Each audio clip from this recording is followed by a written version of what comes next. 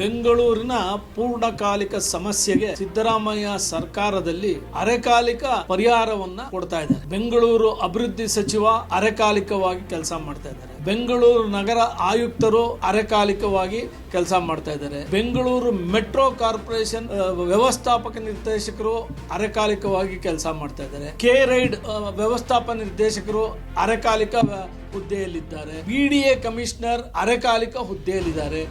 ಹೀಗೆ ಪ್ರತಿಯೊಂದು ಸಂಗತಿಯಲ್ಲೂ ಇವರು ಪಾರ್ಟ್ ಟೈಮ್ ಅಫಿಷಿಯಲ್ಸ್ ನೇಮಕ ಮಾಡಿ ಬೆಂಗಳೂರಿನ ಗಂಭೀರ ಸಮಸ್ಯೆಗಳ ಬಗ್ಗೆ ಹಗುರವಾಗಿ ನೋಡ್ತಾ ಇದ್ದಾರೆ.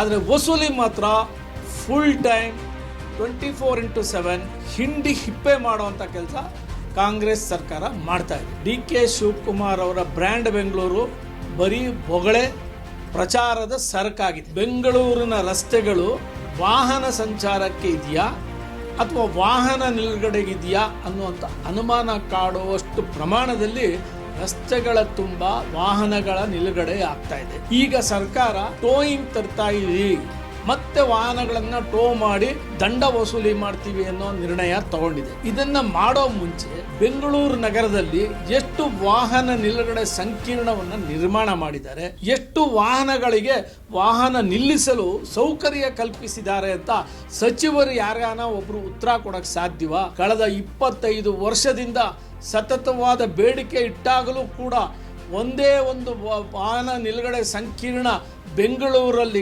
ಕಟ್ಟದೆ ಇವತ್ತು ನಾಗರಿಕರಾಗೆ ಚಿತ್ರಹಿಂಸೆಯನ್ನ ಆಡಳಿತ ನಡೆಸ್ತಾ ಇರೋಂಥವ್ರು ಕೊಡ್ತಾ ಇದ್ದಾರೆ.